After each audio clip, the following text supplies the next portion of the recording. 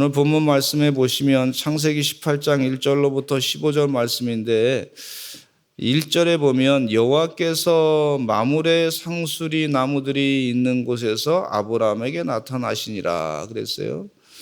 하나님께서 아브라함에게 나타나신 이유는 뭐냐 하면은 제가 많이 생각해 보니까 이 말씀 가운데 보니까 하나님께서 아브라함에게 복 주시려고 나타나신 것이다, 오신 것이다, 그런 생각을 자꾸 갖게 됩니다.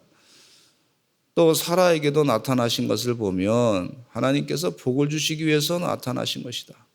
예수님께서 하늘 보좌를 버리시고 이 땅에 오신 것은 왜 오셨냐 하면 우리에게 하나님께서 복 주시기 위해서 오신 것이다. 하나님께서 축복하셔서 또 우리에게 성령의 은혜를 허락해 주신 것은 복을 주시기 위함이시다. 하나님께서 우리에게 또 오셔서 그냥 오신 것이 아니라 말씀을 주시고 복이 있다 또 선포하신 것을 보면 하나님께서 복 주시기 위해서 오신 분이시다. 근데 그 복도 이 하나님의 그 심정을 보면 우리 부모님이 우리 자녀들이 복 받기를 간절히 원하는 것처럼 그거 이상으로 하나님께서는 당신의 사랑하는 자녀들이 아주 복을 받기를 간절히 원하시는 그런 우리 하나님의 심정을 볼 수가 있어요. 제가 이 표현이 좀 과한지 모르겠지만은 하나님께서는 우리 성도들이 예수님을 따르고 하나님을 섬기는 사람들이 하나님께서 복을 주시는 것을 깨닫고 그 복을 다 누리기를 정말 안달이 나신 분이다, 이런 생각을 갖게 돼요. 아주 간절한 하나님의 소원이 뭔가, 하나님께서 우리 믿는 자들이 당신의 택한 백성들이 복을 받기를 원하는 것이 하나님의 비전이다, 이런 생각을 갖게 돼요. 말씀해 주신 이 말씀을 통해서 깨닫게 돼요. 그러니까 우리가 하나님을 믿는다는 게 얼마나 큰 축복인지.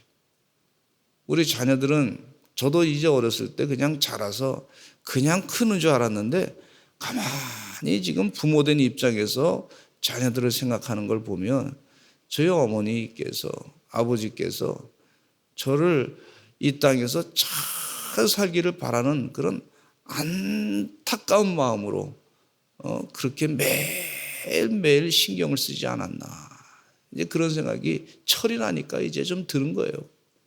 우리 하나님께서도 우리를 사랑하시되 끝까지 사랑하시고 복을 주시기 위해서 안타까우셔서 애를 쓰시고 가까이 다가오셔서 기회만 되면 그렇게 복 주시려고 하셨던 하나님이시다.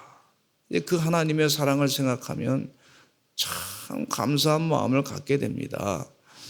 그 하나님의 사랑을 깊이 깨닫는 우리 서산제일감리교 성도님들 되시기를 간절히 축원합니다.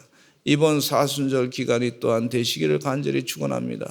예수님께서 십자가에 못 박혀 돌아가시면서 우리 더러운 죄를 다 씻어주시고 우리가 받을 영생의 복을 마귀에게 뺏기지 않게 하기 위해서 오신 분이 바로 예수님이시단 말이죠. 이 예수님의 사랑, 하나님 아버지의 복된 그 사랑을 잊지 아니하시고 사시는 하나님의 귀한 종들이 다 되시기를 간절히 축원합니다. 여호와께서 마므레의 상수리 나무들이 있는 곳에서 아브라함에게 나타나셨다. 하나님께서 아브라함에게 나타나셨는데 또 우리 성도님들도 어느 곳에든지 하나님이 나타나시는 것은 복을 주시기 위함이에요. 가까이 다가오 골방에까지 찾아오셔서 하나님께서 그 인자하신 사랑으로 우리에게 복을 주시기 위해서 애쓰시는 분이시다 하는 이 사실을 잊지 마시기를 간절히 축원합니다. 그 아브라함이 이 뜨거울 때에 장막 문에 앉아 있다가 장막이 해가 막 뜨거우면요 사막지대는 좀 살기가 쉽지 않잖아요. 날씨가 아주 더운 그런 이 때에 이런 이제 낮에는 좀 일하는 걸 피하고 장막문에 이렇게 그늘에 앉아 있었단 말이죠. 쉬고 있었어요. 근데 눈을 들어 보니까 사람 셋이 하나님의 천사가 오신 거죠. 맞은편에 서 있는 것을 봤어요. 그러니까 이 사막지대는 지나가는 사람들이, 이건 날씨가 아주 햇빛이 쬐을 때 지나가는 사람들에게 쉬게끔 해주는 것이 그 일반적인 그런 풍습이란 말이죠. 아주 사람을 힘들게 하지 않고 좀 쉬었다가 생명을 살리게끔, 그렇게 병 걸리지 않게끔 도와주는 것이란 말이죠. 근데 아브라함은 아주 이런 일에 참 이력이 나셨던 분 같아요. 늘 평소에 사람들을 돕고자 하는 그런 마음이 있었는데, 이분들이 오신 것을 보면서 달려나가 가지고 영접하면서 몸을 땅에 굽혔다 그랬어요. 오세요. 우리 집에 오셔서 같이 지내시기 바랍니다. 그냥 아주 환대할 때 아주 확실하게 상대방을 아주 편안하게 집안에 모셔드리는 것을 볼 수가 있어요. 그러면서 하시는 말씀이 3절에 내 주여 내가 주께 은혜를 입었사오면 원하건대 종을 떠나 지나가지 마시옵고 물을 조금 가져오게 하셔서 당신들의 발을 씻으시고 나무 아래에서 쉬게 해주시오. 쉬었다 가시기 바랍니다. 또 내가 떡을 조금 가져올 텐데 마음을 상쾌하게 하신 후에 지나가소서. 그렇게 얘기하고 쉬었다 가시기 바랍니다. 그렇게 그분들을 영접하시는 것을 볼 수가 있고, 아내에게 부탁해 가지고 떡을 만들라고 하면서 그분들을 잘 대접하는 것을 볼 수가 있습니다.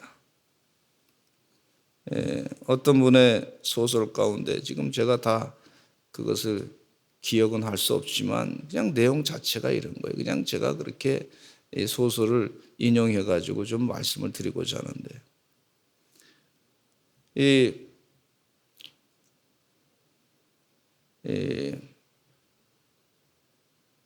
그 집안에 이렇게 조그만 상점을 차려놓고 구두를 이렇게 만드시는 분이 계셨어요.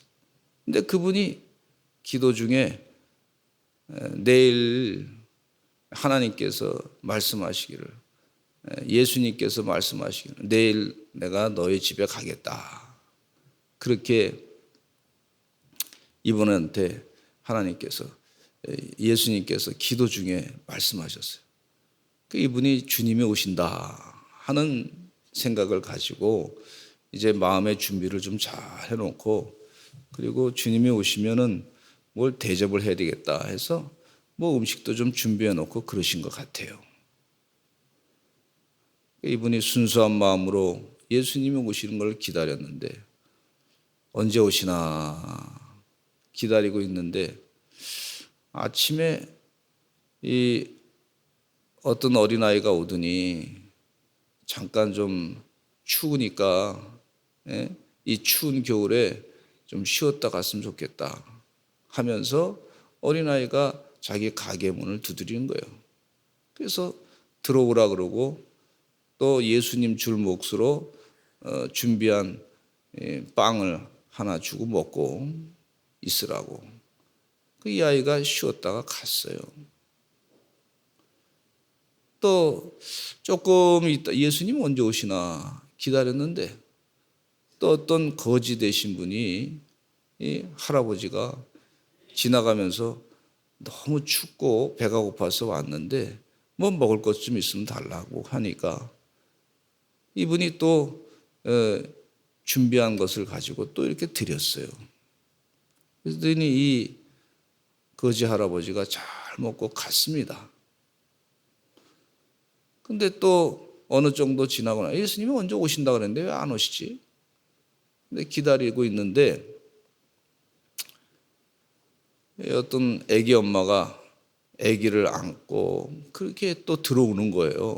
좀 쉬었다 갔으면 좋겠다고. 너무 길이 추워가지고 그렇게 얘기했더니 또 이 구두를 만드시는 분이 그러면 또 들어오시라 그래가지고 그분을 잘 대접을 해서 또 길을 가게 했어요. 근데 예수님 언제 오시나 기다리는데 안 오시는 거예요. 해는 지고 이제 가게 문을 닫고 안 오시나 보다. 내가 어제 기도했던 그 기도의 응답이 이게 뭔가 좀 내가 꿈을 꿨는데 이게 잘못된 건가 보다. 그러면서 이제 들어가서 자고 또 꿈을 꾸는데